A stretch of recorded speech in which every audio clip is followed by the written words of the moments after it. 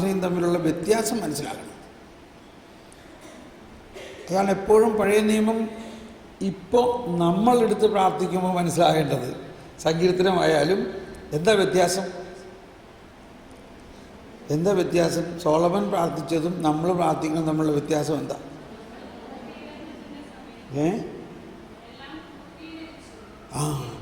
നമ്മൾ ഇപ്പോൾ നമ്മളായിരിക്കുന്ന അവസ്ഥയിൽ കർത്താവ് ഈശോ മിശിഹ വന്നു കഴിഞ്ഞിരിക്കുന്നു. ഈശോ എല്ലാം പൂർത്തീകരിച്ച്, ഇപ്പോൾ ഉദാഹരണത്തിന് അങ്ങയുടെ സിംഹാസനത്തിൽ നിന്ന് ജ്ഞാനത്തെ അയച്ചു തരണമേ എന്ന് സോളമൻ പ്രാർത്ഥിച്ചുവെങ്കിൽ, ഇന്ന് ജ്ഞാനസ്നാനത്തിലൂടെ ആ സിംഹാസനത്തിൻ്റെ ആ രാജാവ് തന്നെ നമ്മുടെ ഉള്ളിലേക്ക് കടന്നു വന്നിരിക്കുന്നു. മനസ്സിലായോ ഡിഫറൻസ്? അപ്പോൾ നമ്മൾ പ്രാർത്ഥിക്കുമ്പോൾ വളരെ എളുപ്പം ഇതൊക്കെ കിട്ടുകയാണ്. കാരണം ഇത് നമുക്ക് ഓൾറെഡി ലഭിച്ചു കഴിഞ്ഞിരിക്കുന്നു. ഇത് ഇടയ്ക്കിടയ്ക്ക് ഞാനിത് പറയും. കാരണം നമ്മളെപ്പോഴും ഈ യേശുക്രിസ്തു വന്ന കാര്യം അങ്ങ് മറന്നു പോവുക. പഴയ നിയമം എടുക്കുമ്പോൾ നമ്മൾ ഇന്ന് ജീവിക്കുന്ന നമ്മളും പഴയ നിയമ കാലഘട്ടവും ഇതിൻ്റെ ഇടയ്ക്ക് എന്ത് സംഭവിച്ചു? യേശുക്രിസ്തു വന്നു. നമുക്ക് പഴയ നിയമത്തിൽ അവർ ആഗ്രഹിച്ചതെല്ലാം നമുക്ക് തന്നു. നമ്മളിപ്പോൾ പുതിയ നിയമത്തിലാണ്. അപ്പം അതുകൊണ്ടാണ് സോളമൻ ജ്ഞാനം ലഭിച്ചുവെങ്കിൽ അയാൾ പാപം ചെയ്തുവെങ്കിൽ എന്ന് വിചാരിച്ചുകൊണ്ട് നമ്മളിപ്പോൾ അതുപോലെ പാപം ചെയ്യുന്ന ആരും പേടിക്കണ്ട. നമ്മളുടെ കൂടെ യേശുക്രിസ്തു വന്നു കഴിഞ്ഞിരിക്കുന്നു. യേശുക്രിസ്തു നമ്മുടെ കൂടെയുണ്ട്. ഓക്കെ, പ്ലീസ് അടുത്ത ആൾ വരാം.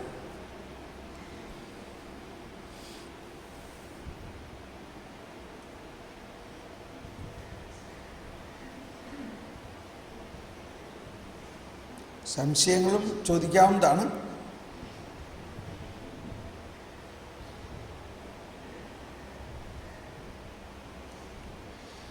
എനിക്ക് ഇന്നലെ സാറിൻ്റെ ടോക്കിൽ നിന്നും കിട്ടിയ ഒരു പോയിന്റ്, വിശുദ്ധ മർക്കോസിൻ്റെ സുവിശേഷം 14-ാം അധ്യായം 32-ാം വാക്യം, ഞാൻ പ്രാർത്ഥിക്കുമ്പോൾ നിങ്ങൾ ഇവിടെ ഇരിക്കുവിൻ. നമ്മൾ സാധാരണ ചാപ്പലിലേക്ക് പ്രാർത്ഥിക്കാനായിട്ട് വരുന്ന സമയത്ത് ഒത്തിരി പ്രാർത്ഥനകൾ, ഒത്തിരി നിയോഗങ്ങളൊക്കെ ആയിട്ടാണ് വരാറുള്ളത്. അപ്പോൾ ഇന്നലെ രാത്രി ആരാധനയ്ക്കായിട്ട് വന്ന സമയത്ത് എൻ്റെ മനസ്സിലേക്ക് വന്നത്, ഞാൻ പ്രാർത്ഥിക്കാൻ പോകുന്നത് എന്താണെന്നും എന്തിനു വേണ്ടിയാണ് ഞാൻ പ്രാർത്ഥിക്കുന്നതെല്ലാം ഈശോയ്ക്ക് അറിയാം. അങ്ങനെ എല്ലാം അറിയാവുന്ന ഈശോയുടെ അടുത്ത് ഈശോ എനിക്ക് വേണ്ടി പ്രാർത്ഥിക്കുന്ന സമയത്ത് ഞാൻ ഒന്നും ചെയ്യേണ്ട കാര്യമില്ല, ഞാൻ അവിടെ ഇരുന്നാൽ മാത്രം മതി, ഈശോ എനിക്ക് വേണ്ടി പ്രാർത്ഥിച്ചോളും. അപ്പം അത് ഇന്നലെ ആരാധനയുടെ സമയത്ത് നല്ലൊരു അനുഭവമായിട്ട് എനിക്ക് തോന്നി. പിന്നെ വേറെ എന്നൊരു കാര്യം സ്പർശിച്ചത്, ഈശോ ഒത്തിരി പ്രാവശ്യം കേട്ടിട്ടുള്ളൊരു വചനമായിരുന്നു അത്. ഈശോ തനിക്ക് കൂടുതൽ ഇഷ്ടമുള്ളവരെയാണ് തിരഞ്ഞെടുത്തത്. Thank you. കൈയടിച്ച് നന്ദി പറയാം. Please come.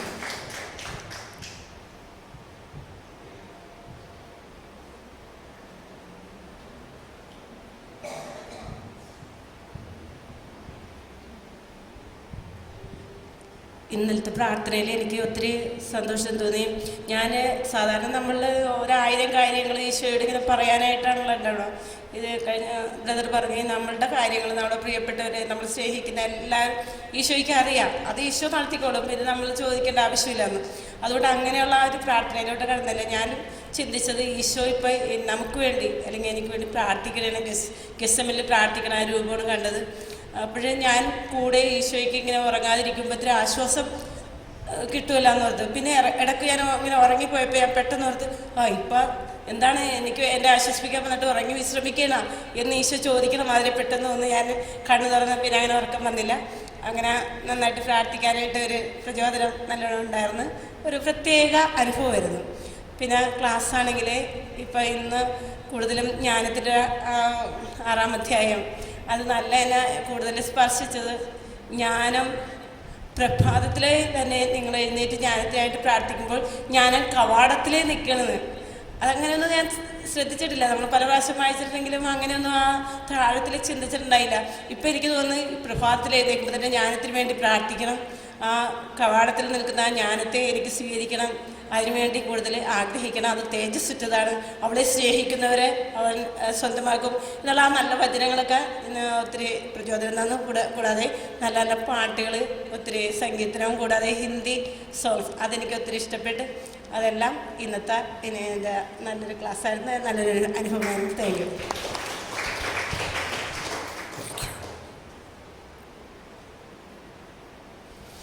അടുത്ത ആൾ വരാം.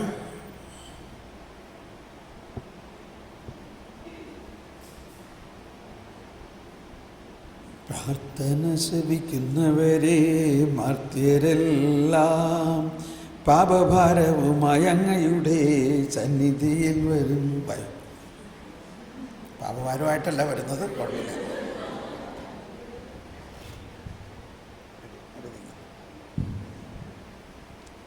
ഇന്നലത്തെ ആരാധനയിൽ എൻ്റെ ഒത്തിരി നാൾ പ്രാർത്ഥിച്ചിട്ടുണ്ടെങ്കിലും പ്രാർത്ഥനയുടെ ഒരു സ്വസ്ഥതയും ശാന്തതയും അനുഭവിക്കുന്ന ഒരു പ്രാർത്ഥനയായിട്ട് എനിക്ക് തോന്നിയത്. പലപ്പോഴും ഞാനാ സംസാരിച്ചുകൊണ്ടിരുന്നു. ഇന്നലെ എനിക്ക് ഫ്രീ ആയിരുന്നു. ഈശോ അവിടെ എനിക്ക് വേണ്ടി ഈശോ എല്ലാം പറയുമായിരുന്നു. ഞാൻ സ്വസ്ഥമായിട്ട് ശാന്തമായിട്ട് ഒരു ടെൻഷനൊന്നും ഇല്ലാതെ ഇരിക്കുവാനായിട്ട് സാധിച്ചു. ആ ഒരു അനുഭവമാണ് എനിക്ക് ഇന്നലത്തെ പ്രാർത്ഥനയിലൂടെ ലഭിച്ചത്. പിന്നെ ഇന്നത്തെ ഇതിനകത്ത് എനിക്ക് കൂടുതൽ എന്നെ സ്പർശിച്ചത് വിശുദ്ധരുടെ ലിറ്റിനി ചൊല്ലി പ്രാർത്ഥിച്ചപ്പോഴായിരുന്നു.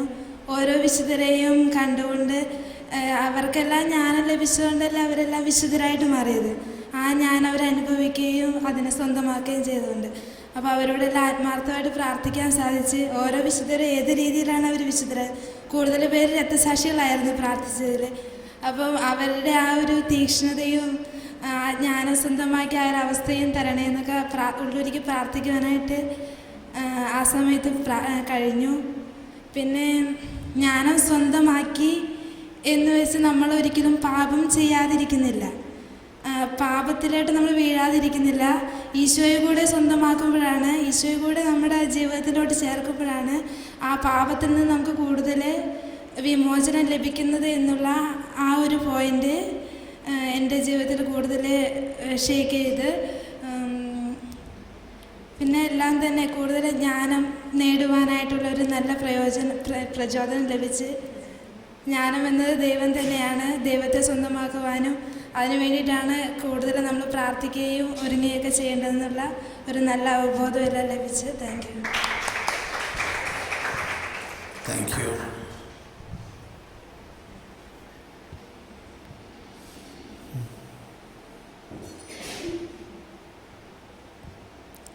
അടുത്ത ആൾ വരാം.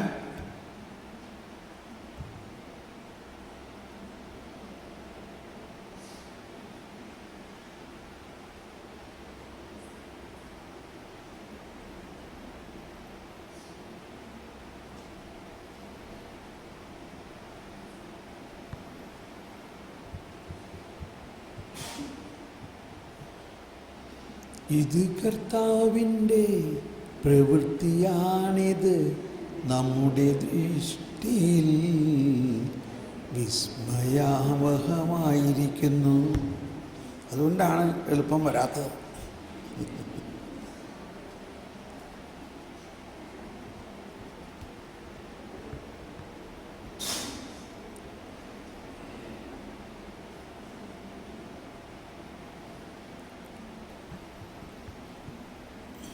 ഭയം ആരൊക്കെ ഇനിയും വരണമെന്ന് ആഗ്രഹിച്ചിരിക്കുന്നുണ്ട്. പക്ഷെ ഒരു പുഷ്, ഒരു ശക്തി കിട്ടണില്ല എന്ന് പറയാൻ, ഇല്ലേ? 2 ലൈൻ പറഞ്ഞാൽ മതി.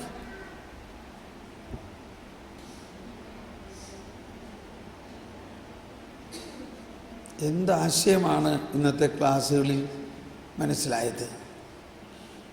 2-3 മണിക്കൂർ നമ്മൾ കേട്ടിട്ടൊന്നും മനസ്സിലായില്ല.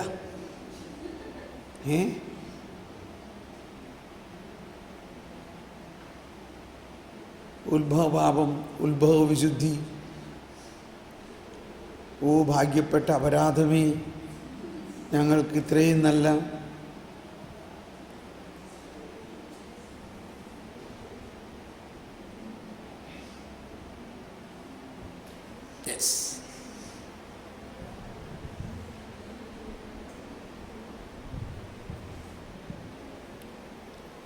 വിശുദ്ധ യോഹന്നാന്റെ സുവിശേഷം 14-ാം അധ്യായം 12-ാം വാക്യമാണ് എന്നെ സ്പർശിച്ചത്.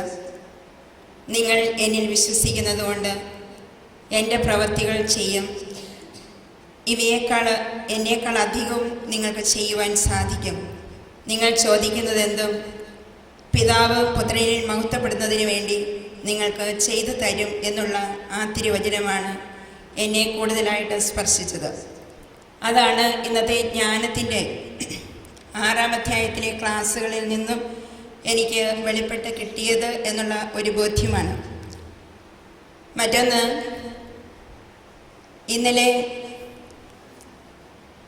യേശുക്രിസ്തു ഗെത്സേമനിയിൽ പ്രാർത്ഥിച്ചപ്പോൾ അവിടെ ഒരു സംശയം എന്നിൽ നിലനിൽക്കുന്നുണ്ടായിരുന്നു. പിതാവെ, കഴിയുമെങ്കിൽ ഈ മണിക്കൂർ എന്നിൽ നിന്ന് കടന്നു പോകട്ടെ എന്നുള്ള ഒരു പ്രാർത്ഥനയാണ് യേശുക്രിസ്തു ഗെത്സേമനിയിൽ പ്രാർത്ഥിച്ചത് എന്നുള്ള ഒരു ബോധ്യമാണ്. ഞാൻ ഇത്രയും നാൾ എൻ്റെ മനസ്സിൽ അത് ലോകത്തിൻ്റെ ഭാവഭാരം മുഴുവൻ യേശു കണ്ടു എങ്കിലും അതിനേക്കാൾ ഉപരിയായിട്ട് യേശുവിന് താൻ സഹിക്കാൻ പോകുന്ന ആ പീഡനങ്ങൾ, മറ്റുള്ളവരുടെ അവഹേളിക്കപ്പെടുന്ന ആ പരിതിക്ത അവസ്ഥകൾ എല്ലാം മുന്നിൽ കണ്ടുകൊണ്ടാണ് യേശു ഇതിങ്ങനെ പ്രാർത്ഥിച്ചത് എന്നുള്ളതാണ് ആ ബൈബിൾ ഭാഗം എനിക്ക് വായിക്കുമ്പോൾ തോന്നിയിട്ടുള്ളത്. പലപ്പോഴും അത് എനിക്കൊരു സംശയമായിട്ട് ഇപ്പോഴും കിടക്കുന്നു. ബ്രദറ് അതൊന്നുകൂടി ആ ഭാഗം ഒന്ന് വായിച്ച് ഒന്ന് വിശദീകരിച്ച് തന്നിരുന്നെങ്കിൽ കൂടുതൽ നന്നായിരുന്നു. Thank you. Praise the Lord.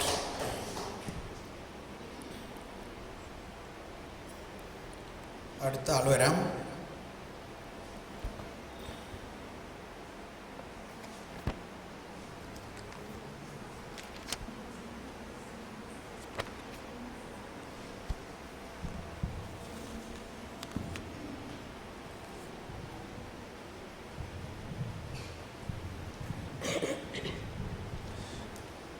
ഇന്നലത്തെ നൈറ്റ് വിജിൽ 1 മണിക്കൂർ ഈശോ എടുത്തിരുന്നപ്പോൾ ഒത്തിരി കാര്യങ്ങൾ ഈശോയോട് ചോദിക്കണമെന്ന് പറഞ്ഞ് ഞാൻ പോയിരുന്നത്. പിന്നെ ബ്രദർ പറഞ്ഞ് നിങ്ങളൊന്നും പ്രാർത്ഥിക്കണ്ട, ഈശോ പ്രാർത്ഥിച്ചോളൂന്ന്.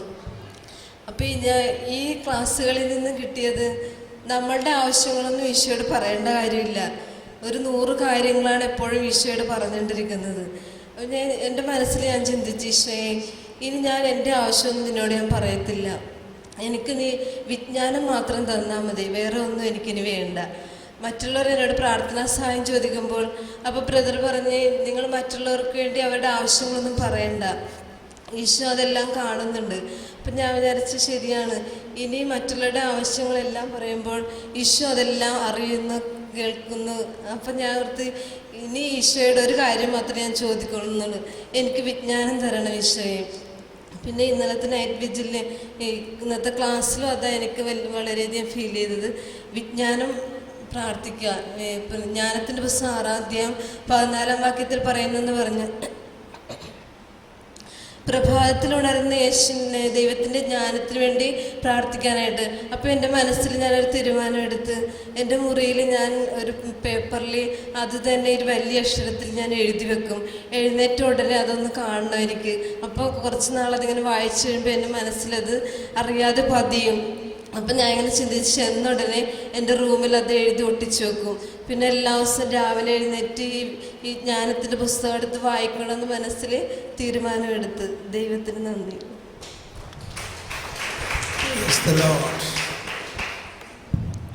ഇവിടെ നമ്മൾ കർത്താവിനെല്ലാം അറിയാം, അതുകൊണ്ട് കർത്താവെല്ലാം നടത്തിത്തരും എന്നുള്ള ഒരാശയം വളരെ ശക്തി തരുന്നതാണ്. അതോടൊപ്പം അതിൻ്റെ പിന്നിലുള്ള രഹസ്യമെന്താ? ഈ നമ്മുടെ വിശ്വാസമാണ്, നമ്മുടെ കോൺഫിഡൻസാണ്, നമ്മുടെ ട്രസ്റ്റ്. ഇപ്പോൾ ഫൗസ്റ്റീനയുടെ പ്രധാന പ്രമേയം എന്താണ്? I trust in you. ഇപ്പോൾ വിശുദ്ധ ഫൗസ്റ്റീനയ്ക്ക് ഈശോ പല പ്രാവശ്യം പറഞ്ഞിട്ടുള്ളൊരു കാര്യമാണ്, നിൻ്റെ I will provide you everything, നിനക്ക് എന്ത് വേണോ അതൊക്കെ ഞാൻ ചെയ്തു തരാം, പക്ഷേ നിന്നിൽ നിന്ന് ഒരു കാര്യം മാത്രമേ ഞാൻ ആഗ്രഹിക്കുന്നുള്ളൂ, എന്നിൽ ആശ്രയിക്കുക. എന്നിൽ ആശ്രയിക്കുക എന്ന് പറഞ്ഞെല്ലാവരും എന്നിൽ ആശ്രയിക്കുക. Trust in me. അത് വളരെ വലിയൊരു കാര്യമാണ്, ട്രസ്റ്റ് ഇൻ മീ എന്നുള്ളത്. എന്നെ അങ്ങ് വിശ്വസിക്കുക, എന്നിൽ ആശ്രയിക്കുക. ഓക്കെ, അപ്പോൾ അതാണ് അതിൻ്റെ രഹസ്യം. അപ്പോൾ നമ്മൾ കുറേ കാര്യങ്ങൾ എണ്ണി പിറക്കുമ്പോൾ വാസ്തവത്തിൽ നമ്മൾ ദൈവത്തിൽ ആശ്രയിക്കുന്നില്ല. നമ്മുടെ പ്രാർത്ഥന കൊണ്ട്, നമ്മുടെ ഉപവാസം കൊണ്ട്, നമ്മുടെ വലിയ പ്രായശ്ചിത്ത പ്രവൃത്തികൾ കൊണ്ട് ഇതൊക്കെ ചെയ്യണം, ചെയ്യണ്ടെന്നല്ല, പക്ഷെ എന്ത് ബോധ്യത്തിലാണ് അത് ചെയ്യണേ? അതുകൊണ്ടാണ് ഈശോ തന്നെ പറഞ്ഞു, മണവാളൻ കൂടെ ഉള്ളപ്പോൾ മണവറക്കാർ ഉപവസിക്കാൻ പറ്റുമോ?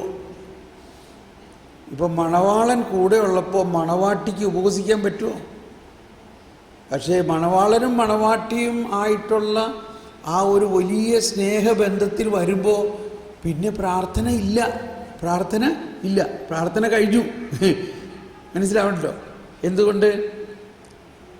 പ്രാർത്ഥനയുടെ പ്രധാന രഹസ്യം ദൈവവുമായിട്ടുള്ള ഐക്യമാണ്. അപ്പോൾ ആ ദൈവ ഐക്യത്തിലേക്ക് വന്നു കഴിഞ്ഞാൽ പിന്നെ ദൈവമെല്ലാം ഇങ്ങനെ അന്വേഷിച്ച് നടന്ന് നമുക്കങ്ങ് ചെയ്തു തരാൻ. സ്വർഗം മുഴുവനും നമ്മൾക്ക് വേണ്ടി ഓടി നടക്കണമായിരിക്കുക. മാതാവ് ഓടി നടക്കണു, പുണ്യാളന്മാർ ഓടി നടക്കണു. അവിടെ ഒരു തോമസ് പോൾ ഞാനുമായിട്ട് ലയിച്ചിരിക്കുകയാണ്. ദൈവമേ അവന് വേണ്ടതൊക്കെ ചെയ്തു കൊടുക്കുക. തോമസ് പോൾ ഈശോയുമായിട്ട് ഭയങ്കര സ്നേഹത്തിലാണ്.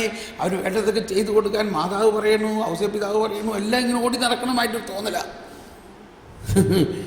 കാരണം തോമസ് പോളും ഈശോയുമായിട്ട് ഭയങ്കര സ്നേഹത്തിലാണ്. അതുകൊണ്ട് അവന് വേണ്ടതൊക്കെ വേഗം ചെയ്തു കൊടുക്കുക. അപ്പോൾ നമ്മൾ എന്ത് ചെയ്തു? സ്നേഹം മാത്രം.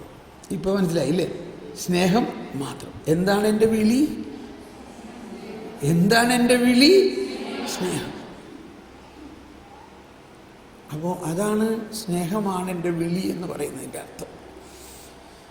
ഓക്കെ, അപ്പോൾ നമുക്ക് ഈ സംശയത്തിലേക്ക് പോകാം.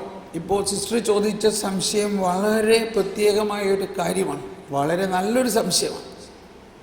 ഞാൻ വിശുദ്ധ നാട് സന്ദർശിച്ചപ്പോൾ എല്ലാ സ്ഥലത്തും ചെല്ലുമ്പോൾ അവിടെ ഇരുന്ന് ഈശോയോട് കാര്യങ്ങളിങ്ങനെ ചോദിക്കും. വളരെ മനോഹരമായ കാര്യങ്ങൾ എനിക്കിങ്ങനെ പറഞ്ഞു തരും. അതൊക്കെ ഞാൻ എൻ്റെ ഡയറിയിൽ എഴുതിയിട്ടുണ്ട്. ഈ ഗെത്സമനിയിൽ ചെന്നപ്പോൾ ഈശോ പ്രാർത്ഥിക്കുകയും ഈശോയുടെ രക്തം വിയർപ്പായിട്ട് വീണ ആ സ്പോട്ടിൽ നമ്മൾക്ക് പോയി ഉമ്മ വെച്ച് പ്രാർത്ഥിക്കാം.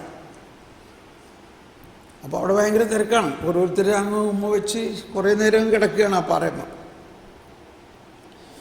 എന്തു ചെയ്യാം, ഞാനും കുറേ നേരം കിടന്നു.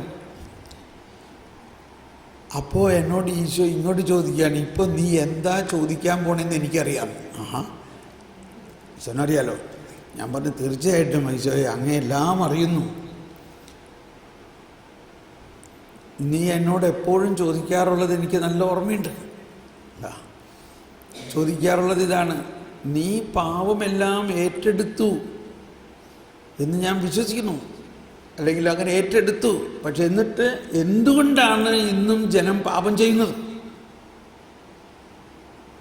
അപ്പോൾ അത് തന്നെ ഇങ്ങോട്ട് പറയാണ് ഈശോ.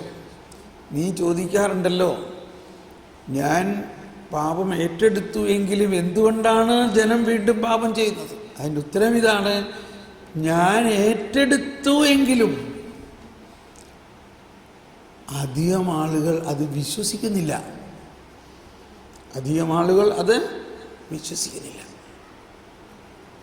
അപ്പോൾ വിശ്വാസം, ദൈവത്തിൽ വിശ്വസിക്കണം. വിശ്വാസം എന്ന് പറഞ്ഞാൽ നമുക്ക് കുറേ കാര്യങ്ങൾ പറയുന്നുണ്ട്. വിശ്വാസ പ്രമാണത്തിൽ പ്രധാനമായിട്ട് പറയുന്നൊരു കാര്യം എന്താ? നമ്മുടെ പാപം ഏറ്റെടുക്കാൻ വേണ്ടി യേശു പീഡ സഹിച്ചു. അത് പാപമോചനത്തിനുള്ള മാമോദീസ നമ്മൾ സ്വീകരിച്ചു എന്നെല്ലാം പറയുന്നുണ്ട്. പക്ഷേ ഇതെങ്ങനെയാണ്, എവിടെയാണ് എക്സാക്റ്റ് ഇത് സംഭവിച്ചതെന്നുള്ളത് പലർക്കും സംശയമാണ്. അതിൻ്റെ ഒരു കാരണം, ഇത് ഇനി പറയാനുള്ളതാണ് കുറച്ച് കഴിഞ്ഞിട്ട്, പക്ഷേ ഇപ്പോൾ മുൻകൂട്ടി പറഞ്ഞു പോവുകയാണ്, ചിലപ്പോൾ ഇപ്പം അത് മനസ്സിലാവില്ല. ഒരു കാരണം, നമ്മൾ പാപം മോചനത്തിന് നമ്മുടെ ശക്തിയെ ആശ്രയിക്കുന്നത് കൊണ്ടാണ്. ഇത് വലിയൊരു സബ്ജക്റ്റാണ്. മുഴുവനും ഇപ്പോൾ ഈ ധ്യാനത്തിൽ മനസ്സിലാവുമെന്ന് എനിക്കറിയില്ല. അതുകൊണ്ട് നിങ്ങൾ വളരെ ശ്രദ്ധിച്ച് ഇരുന്നാലിത് മനസ്സിലാവുള്ളൂ. പഴയ നിയമത്തിൽ ഈ പ്രവാചകന്മാർ അല്ലെങ്കിൽ ഫരിസേയരും നിയമജ്ഞരും മോശയുടെ കൽപ്പനയെ അങ്ങനെ വ്യാഖ്യാനിച്ചു. പക്ഷെ അതല്ലായിരുന്നു മോശയുടെ കൽപ്പനയുടെ ലക്ഷ്യം. കൽപ്പന നൽകിയത് പാപത്തെക്കുറിച്ചുള്ള ബോധ്യം ഉണ്ടാകാൻ വേണ്ടി മാത്രമാണ്. പാപത്തെക്കുറിച്ചുള്ള ബോധ്യം. കൽപ്പനകൾക്കൊന്നിനും പാപത്തെ മോചിപ്പിക്കാനോ കൽപ്പന പാലിക്കാനുള്ള കഴിവോ തരാനുള്ള ശക്തിയില്ല കൽപ്പനകൾക്ക്. എന്നാൽ നമ്മൾ കുഞ്ഞുനാളിലെ മുതലേ പഠിപ്പിച്ചേക്കണ എന്താ? കൽപ്പന പാലിച്ചില്ലെങ്കിൽ നീ നരകത്തിൽ പോകും. നന്മ ചെയ്ത് നല്ല കാര്യങ്ങൾ ചെയ്ത് കൽപ്പന പാലിച്ച് നല്ല കാര്യങ്ങൾ ചെയ്യുകയാണെങ്കിൽ നീ സ്വർഗത്തിൽ പോകും. കണ്ടോ, ഇപ്പം മുഴുവനും ആരുടെ പ്രവൃത്തി ആശ്രയിക്കുന്നു? നമ്മുടെ പ്രവൃത്തിയെ ആശ്രയിക്കുന്നു. ഒരു കൊച്ച് 10-12 വയസ്സായ ഒരു കൊച്ചിനെ ഒരു അമ്മ പ്രാർത്ഥിക്കാൻ കൊണ്ടുവന്നു എൻ്റെ അടുത്ത്. പ്രാർത്ഥിച്ചു കഴിഞ്ഞപ്പോൾ അവനെന്തോ അസുഖമായിട്ടാണ്. പക്ഷെ അവനതൊന്നുമല്ല വിഷയം. അവൻ അമ്മ അങ്ങോട്ട് മാറിയ തക്കത്തിന് പറയാണ്, ബ്രദറുകളെ എനിക്കൊരു സംശയമുണ്ട്, ഒന്ന് ചോദിക്കട്ടെ? ചോദിച്ചോ. അപ്പോഴേക്കും അമ്മ വന്നു. അപ്പോൾ അവൻ പിന്നെ ചോദിക്കണില്ല. അപ്പോൾ ഞാനോട് ചോദിച്ചു, എന്താ ഇത് തമ്മിലൊരു പ്രശ്നം? അപ്പോൾ അമ്മ പ്രോത്സാഹിപ്പിച്ചു, മോൻ ചോദിച്ചോ, എന്ത് വേണം ചോദിച്ചോ, അമ്മ വേണമെങ്കിൽ മാറിത്തരാം. അപ്പോൾ അവൻ അമ്മേനെ പേടിച്ച് അങ്ങോട്ട് നോക്കും, പിന്നെ എന്നെ നോക്കും. അപ്പോൾ അമ്മ ഒന്നും കൂടി പറഞ്ഞു, നീ വിഷമിക്കേണ്ട, നീ ചോദിച്ചോ. അപ്പോൾ അവൻ ധൈര്യപ്പെട്ട് ചോദിച്ചതാണ്, ബ്രദറെങ്കിലേ ഞാൻ അടുത്ത ആഴ്ച ആദ്യ കുർബാന കൈക്കൊള്ളാൻ പോവുക. അത് കഴിഞ്ഞ് എന്തെങ്കിലും പാപം ചെയ്താൽ ഉടനെ നരകത്തിൽ പോലെ. മനസ്സിലായോ എന്താണ് അവൻ ചോദിക്കണേ? ഈ ആദ്യ കുർബാന കൈക്കൊണ്ട് കഴിഞ്ഞ് എന്തെങ്കിലും പാപം ചെയ്താൽ ഉടനെ തന്നെ ഈശോ നരകത്തിലേക്ക്. ഇതാണ് നമ്മൾ പഠിപ്പിക്കുന്ന കാറ്റക്കിസം. ഇതാണ് അമ്മ കൊച്ചിനെ വിശുദ്ധ കുർബാന സ്വീകരണത്തിന് തയ്യാറാക്കിയിരിക്കുന്നത്. അപ്പോൾ എന്ത് പഠിപ്പിച്ചിട്ടാണ് അവനെ ഇത്രയും വലിയ യേശുവിൻ്റെ ആ പാപമോചനത്തിൻ്റെ ബലി സ്വീകരിക്കാൻ തയ്യാറാക്കുന്നത്? ഒരു നുണയാണ് അവനെ പഠിപ്പിച്ചിരിക്കുന്നത്. പാപം ചെയ്താൽ ഈശോ നരകത്തിലേക്കിടും. അപ്പോൾ ഞാനിപ്പോൾ എന്ത് ചെയ്യണം? അമ്മേനെയും കുറ്റം പറയാൻ പറ്റില്ല. ഞാൻ പറഞ്ഞു, മോനെ. അപ്പോൾ അമ്മ അപ്പോഴേക്കും പറയാം, അതെ ബ്രദറെ, ഇങ്ങനെയൊക്കെ അവരെ പറഞ്ഞു നിർത്തിയില്ലെങ്കിലേ അവർ ഭയങ്കര മാണ്ടാത്തൊക്കെ ചെയ്ത് കളയും. കണ്ടോ? അപ്പം നമ്മൾ അത് ഉദ്ദേശിച്ചുകൊണ്ട്, അപ്പം നമ്മുടെ പറയണതിലൂടെ അവനെ കൺട്രോൾ ചെയ്ത് നിർത്താനാ. കർത്താവ് ഈശോ മിശിഹ അവൻ്റെ പാപം ഏറ്റെടുത്തു എന്നോ ആ യേശുവിനെ അവൻ സ്വീകരിച്ച് കഴിഞ്ഞാൽ അവന് പിന്നെ പാപം ചെയ്യാൻ പറ്റില്ല എന്നോ ഉള്ള സത്യം അവൻ മനസ്സിലാക്കുന്നില്ല. ഇത് കൊണ്ടാണ് നമ്മൾ ഇപ്പോഴും പാപം ചെയ്യണേ.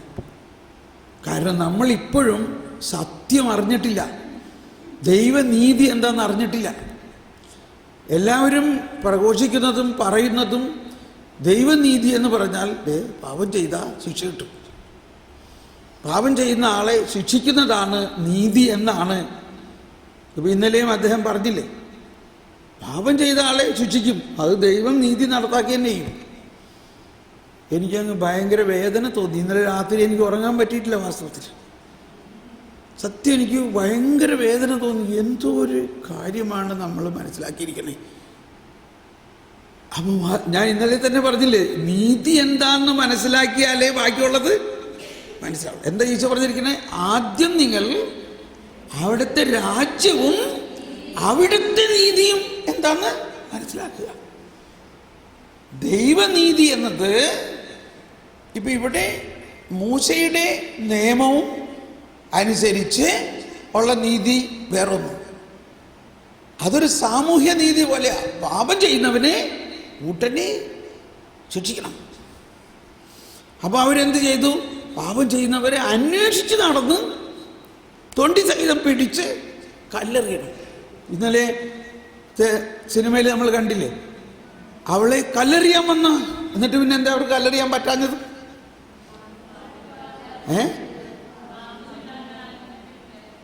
അതേക്കുറിച്ച് ഞാൻ വിശദമായിട്ട് പറയാം. പക്ഷെ അവിടെ ഒരു കാര്യം അതിനകത്ത് പറഞ്ഞില്ല. അപ്പം ഇങ്ങനെയാണ് എല്ലാവരും നമ്മളെ പഠിപ്പിക്കുന്നത്. അതിൽ ഈശോ അവസാനം അവളോട് പറഞ്ഞ എന്താ പറഞ്ഞ്? നീ മേലിൽ പാപം ചെയ്യരുത്. പക്ഷെ അതിൻ്റെ ഇടയ്ക്ക് വേറെ വല്ലതും കൂടി ബൈബിളിൽ പറഞ്ഞിട്ടുണ്ടോ? എന്താ പറഞ്ഞിരിക്കുന്നത്? ആരും നിന്നെ വിധിച്ചില്ലേ? ഇല്ല കർത്താവ്. എന്നാൽ ഞാനും നിന്നെ വിധിക്കുന്നില്ല. സമാധാനമായി പോവുക, മേലിൽ പാപം ചെയ്യരുത്. അപ്പോൾ അവിടെ ഈശോ പറയാണ് ഞാൻ നിന്നെ വിധിക്കുന്നില്ല എന്ന്. അതെന്താ പറയാഞ്ഞപ്പോൾ? അപ്പോൾ ഓരോരുത്തരും അവർക്ക് താല്പര്യമുള്ള കുറേ വചനങ്ങളെ പഠിപ്പിക്കുകയാണ്. മനസ്സിലായോ? കാരണം ദൈവം വിധിക്കും എന്നുള്ള ശിക്ഷാവിധിയെക്കുറിച്ചാണ് ലക്ഷ്യം വെച്ചിരിക്കുന്നത്.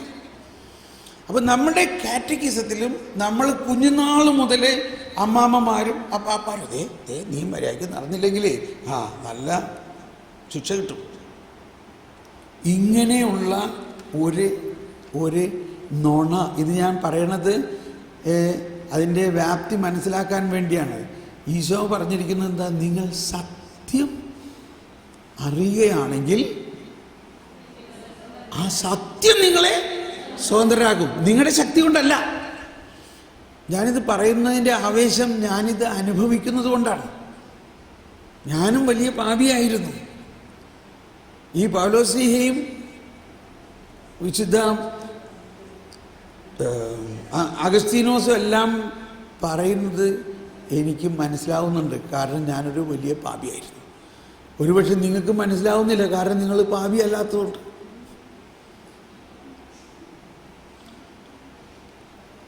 ക്യാൻസർ രോഗത്തിന് മരുന്നുണ്ടായിരിക്കുന്നു, ഒരു പുതിയ മരുന്നുണ്ടായിരിക്കുന്നു എന്ന് ന്യൂസ് പേപ്പറിൽ റിപ്പോർട്ട് കിട്ടിയാൽ ആർക്കാ ഏറ്റവും കൂടുതൽ സന്തോഷം? ക്യാൻസർ രോഗിക്ക്. എനിക്ക് ക്യാൻസർ രോഗമൊന്നുമില്ല, ഞാൻ നല്ല ആരോഗ്യത്തിലാണ്. പക്ഷേ ക്യാൻസർ ഉണ്ടെന്നുള്ള ഇയാൾക്ക് അറിയില്ല. അങ്ങനെയുള്ള ആൾക്ക് വല്ല സന്തോഷം ഉണ്ടാവുമോ? ഒരു സന്തോഷം ഉണ്ടാവില്ല. അതാണ് നിയമജ്ഞരുടെ അവസ്ഥ. ഞങ്ങൾ മോശയുടെ നിയമപ്രകാരം നടക്കുന്നു, ഞങ്ങൾക്ക് പാപമൊന്നുമില്ല, മറ്റുള്ളവരൊക്കെ പാപികളാണ്.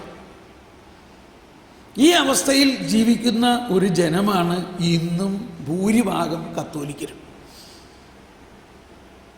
ഞാൻ പറയുന്നതിൽ ക്ഷമിക്കണം, എനിക്ക് സമയമില്ലാത്തതുകൊണ്ടാണ് ഇങ്ങനെ പെട്ടെന്ന് പറയുന്നത്. അപ്പോൾ 10 കൽപ്പനകൾ കണിശമായി പാലിച്ച് ചട്ടപ്പടി ജീവിക്കുമ്പോൾ ഞാൻ നല്ല വിശുദ്ധനാണ്. എങ്ങനെ വിശുദ്ധനായിരിക്കണം? ഞാൻ പ്രമാണങ്ങളനുസരിച്ച് ജീവിക്കണം. അപ്പോൾ പിന്നെ നമ്മൾ ക്രിസ്ത്യാനിയാണോ അതോ യഹൂദനാണോ? പറയും. ഈ 10 കൽപ്പനകളും കണിശമായിട്ട് അനുസരിച്ച് ജീവിക്കുന്ന ഒരാളാണ് നമ്മളെങ്കിൽ നമ്മളാരാ? നമ്മളൊരു യഹൂദനെ ആവുന്നുള്ളൂ. അപ്പോൾ പിന്നെ ക്രിസ്ത്യാനിയും യഹൂദനുമായിട്ടുള്ള വ്യത്യാസം എന്താ? ഇതാണ് മനസ്സിലാക്കേണ്ടത്. ഇപ്പോൾ ഒരുപാട് വീടുകളിൽ 10 കൽപ്പനകൾ വലിയ അക്ഷരത്തിൽ എഴുതി ഒട്ടിച്ചു വെച്ചേക്കണത് കണ്ടിട്ടുണ്ട് ഇപ്പോൾ. അപ്പോൾ നമ്മൾ യഹൂദരായിക്കൊണ്ടിരിക്കുകയാണ്. എന്നാൽ ഈശോ നൽകിയിരിക്കുന്ന ഒരു കൽപ്പന എവിടെ എഴുതിയിട്ടില്ല, അത് പ്രവർത്തിക്കണമില്ല. ഇത് ഞാനൊരു വിമർശനം ആണെന്ന് തോന്നുന്നുണ്ടോ പറയണത്?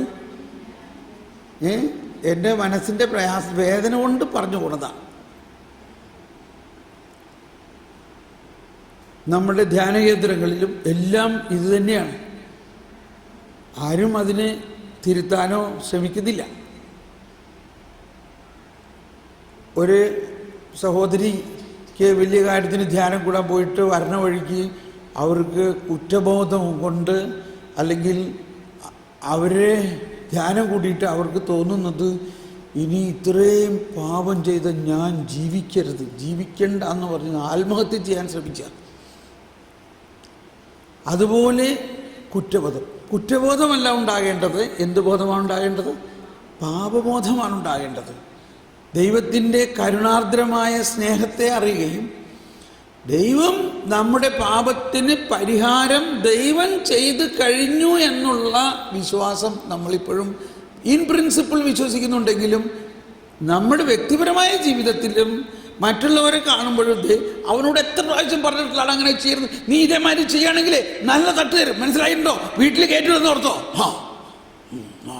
ഓക്കെ ശരി, ഇനി ഞാൻ കുടിച്ചു വരൂല കേട്ടോ. പിറ്റേ ദിവസം വൈകുന്നേരം ആകുമ്പോൾ വീണ്ടും അവൻ ഷാപ്പിൽ പോയി കുടിക്കാൻ തുടങ്ങും. അപ്പോൾ ഇങ്ങനെ നമ്മൾ അവനോട് പറയുമ്പോൾ തന്നെ നമ്മൾ പ്രഖ്യാപിക്കുന്നത് എന്താ? ഈ യേശു ക്രിസ്തുവിനെ കൊണ്ട് പ്രയോജനമൊന്നും ഉണ്ടായിട്ടില്ല. യേശു ക്രിസ്തു വന്നിട്ട് എന്ത് പ്രയോജനം ഉണ്ടായിന്ന് നമ്മൾ പ്രഘോഷിക്കുകയാണ് അവനോട്. നീ ക്രിസ്ത്യാനി ആയതുകൊണ്ട് ഒരു പ്രയോജനമൊന്നും എനിക്കില്ല. അപ്പം ഈ പറയുന്ന ആൾക്കൊരു വിശ്വാസം ഉണ്ടാകണം, അവൻ ഒരു മദ്യപാനിയും അല്ലെങ്കിൽ ഒരു പലതരത്തിലുള്ള പാപത്തിൽ കുടുങ്ങിക്കിടക്കുന്ന ആളാണെങ്കിൽ ഞാൻ അവനെ കാണുന്നത്, ഓഹോ, അതായത് അവൻ ഇപ്പോഴും ഈശോ അവൻ്റെ പാപം ഏറ്റെടുത്തു എന്ന് മനസ്സിലായിട്ടില്ല. ഓക്കെ, അത് മനസ്സിലാക്കി കൊടുക്കണം. അപ്പോൾ അവനോട് പറയും ഞാൻ, നീ കള്ളിൻ്റെ പറ്റും അല്ലെങ്കിൽ മദ്യപാനത്തിൻ്റെ ആ ലഹരി മാറിക്കഴിയുമ്പോൾ നമുക്കൊന്ന് സംസാരിക്കാം. എന്നിട്ട് അവനെ പറഞ്ഞ് മനസ്സിലാക്കും, മോനെ, നിൻ്റെ ഈ മദ്യപാന ആസക്തി നിനക്ക് സ്വയം മാറ്റാൻ പറ്റില്ല.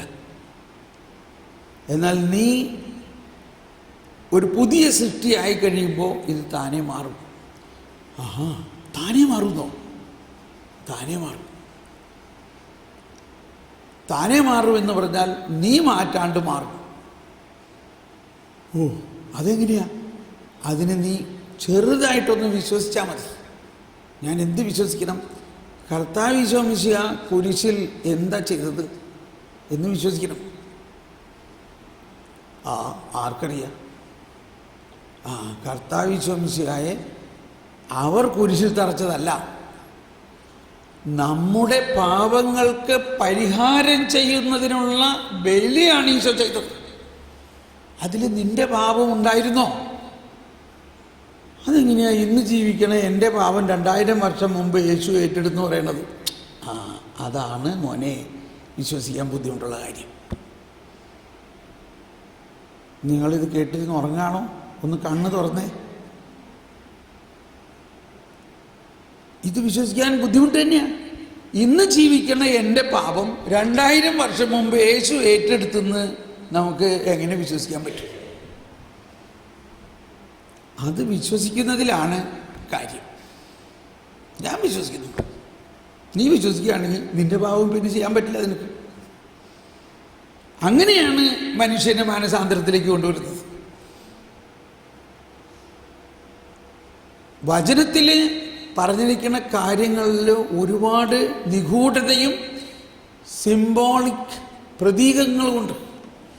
ഈശോ പറഞ്ഞു, ഞാൻ കള്ളനെ പോലെ വരും എന്നല്ലേ പറഞ്ഞത്? പിന്നെ എന്തേ കള്ളനെ കാണിക്കാൻ? ഇന്നലെ സിനിമയിൽ ഈശോ കള്ളനെ പോലെ വരും എന്നല്ലേ പറഞ്ഞത്?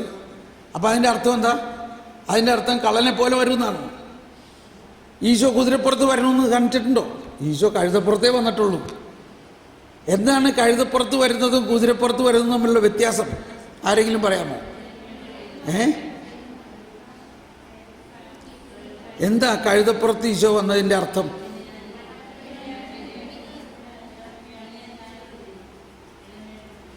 എനിക്ക് മനസ്സിലാവുന്നില്ല, എല്ലാവരും കൂടി പറയണുണ്ട്. എന്നാലും ഞാൻ പറയാമെന്ന് ഉദ്ദേശിച്ചതാണ്. ഒരു രാജാവ് യുദ്ധത്തിന് ചെല്ലുകയാണെങ്കിൽ, യുദ്ധത്തിൽ പൊരുതാനാണ് പോകുന്നതെങ്കിൽ അയാൾ കുതിരപ്പുറത്തേ പോവുള്ളൂ. എന്നാൽ സമാധാനം സ്ഥാപിക്കാനായിട്ടാണ് വരുന്നതെങ്കിൽ കഴുതപ്പുറത്താണ് വരുന്നത്. അപ്പോൾ നമ്മുടെ രാജാവ് വരുന്നത് സമാധാനത്തിൻ്റെ രാജാവായിട്ടാണ് വരുന്നത്. അപ്പോൾ ഇങ്ങനെ ഒരുപാട് പ്രതീകങ്ങളുണ്ട്. ഈ പ്രതീകങ്ങളുടെ എല്ലാം അർത്ഥം നമുക്ക് മനസ്സിലാക്കണം. ഓക്കെ, അപ്പോൾ ഇപ്പോൾ പറഞ്ഞത് ഇതാണ്. ഗെത്സമനിയിലാണ് ഈശോ പറഞ്ഞു, അതുവരെയ്ക്കും എൻ്റെ സമയമായിട്ടില്ല, എൻ്റെ സമയമായിട്ടില്ല. എന്നാൽ ആ സമയത്ത് പറഞ്ഞു, എൻ്റെ സമയമായി എന്ന് പറഞ്ഞാൽ ഞാൻ വന്നിരിക്കുന്നത് എന്തിനു വേണ്ടിയാണ്? മനുഷ്യവംശത്തിൻ്റെ പാപമേറ്റെടുക്കാൻ വേണ്ടിയാണ്. അത് ആരുടെ പാപമാണ് വാസ്തവത്തിൽ? അത് ആദവും ഹവ്വയും പറുദീസയിൽ വെച്ച് ചെയ്ത ആ ഉത്ഭവ പാപമാണ് പ്രധാനമായിട്ട് യേശു ഏറ്റെടുക്കുന്നത്. ഒരാൾ ചെയ്ത ആ ഉത്ഭവ പാപം മൂലമല്ലേ ലോകം മുഴുവനും പാപത്തിൽ വീണത്? ആണോ? ഇപ്പം ഞാൻ പാപം ചെയ്യുന്നുണ്ടെങ്കിൽ അതിൻ്റെ പ്രധാന കാരണം ഉത്ഭവ പാപമാണ്. ആ ഉത്ഭവ പാപം, അതിൻ്റെ പരിണത ഫലങ്ങളും മനുഷ്യവംശത്തെ മുഴുവനും പാപകലുഷിതമാക്കി. അപ്പോൾ എന്താണ് ഏറ്റെടുക്കേണ്ടത്? യേശു ഉത്ഭവ പാപം ഏറ്റെടുക്കണം. അതാണ് ലോകത്തിൻ്റെ പാപം എന്ന് പറയുന്നത്. ലോകത്തിൻ്റെ പാപങ്ങൾ എന്നല്ല പറയണേ, ലോകത്തിൻ്റെ പാപം നീക്കുന്ന ദൈവത്തിൻ്റെ കുഞ്ഞാട്. ലോകത്തിൻ്റെ എന്നെല്ലാവരും നേരിട്ട് പറഞ്ഞ് കരമുയർത്തിയേ. അയ്യോ, നിങ്ങളിപ്പോൾ ഉറങ്ങല്ലേ. ലോകത്തിൻ്റെ ഒരു പാപമാണ്, ഒറ്റ പാപം. ആ ഒറ്റ പാപത്തിൽ നിന്നുണ്ടായ പരിണതഫലങ്ങളാണ് മനുഷ്യവംശത്തെ മുഴുവനും പാപത്തിലാക്കിയത്. അപ്പോൾ യേശു ഒരുവന്റെ പാപം മൂലം ലോകം മുഴുവനും പാപത്തിൽ ആണ്ടുപോയി എങ്കിൽ ഒരുവന്റെ നീതിപൂർവമായ പ്രവൃത്തി ആ ലോകത്തെ മുഴുവനെയും നീതീകരിക്കുന്നു. അപ്പോൾ അവിടെ നീതീകരണം എന്ന് പറയുന്നത് പാപം ചെയ്യുന്നവനെ ശിക്ഷിക്കുന്നതിലല്ല ദൈവത്തിൻ്റെ നീതീകരണം.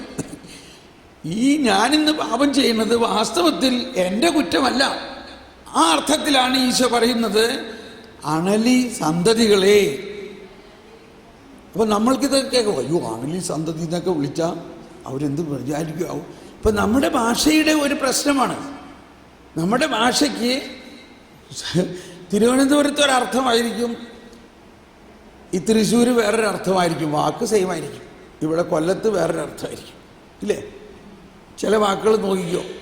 അപ്പോൾ നമ്മൾ അതിൻ്റെ വെർണാക്കുലറിൽ എന്ത് ശൈലിയിലാണ് അത് ഉപയോഗിക്കുന്നതെന്ന് അനുസരിച്ചിരിക്കും. ഞാൻ തമിഴ്നാട്ടിലെ അച്ഛന്മാരെ ധ്യാനിപ്പിക്കുമ്പോഴാണ് എനിക്കിങ്ങനെ ഒരു വലിയ അറിവ് കിട്ടിയത്. അന്നത്തെ വായന തമിഴിൽ അച്ഛൻ വായിക്കുകയാണ്. അന്നത്തെ സുവിശേഷം തമിഴിൽ ഇങ്ങനെയായിരുന്നു, അണലിപ്പാമ്പിൻ പൈതങ്ങളെ നിങ്ങൾ എപ്പടി നന്മ ചെയ്യ മുടിയും. ഞാനങ്ങ് കോരിത്തിരിച്ചു പോയി. ഇതല്ലോ നമ്മൾ മലയാളത്തിലേക്ക് അത് പറയണേ, അണലി സന്തതികളെ. ഓ, പേടിയായി അല്ലേ? പക്ഷേ കർത്താവ് ശാന്തശീലനും സ്നേഹവും കരുണയുമാണെന്നുള്ള ഒരു വലിയ ബോധ്യം നമുക്കുണ്ടെങ്കിൽ ഈ വാക്കുകളുടെ എല്ലാം അർത്ഥം വേറെ ആയിരിക്കും. അണലി സന്തതികളെ എന്ന് നമ്മൾ കേൾക്കുമ്പോൾ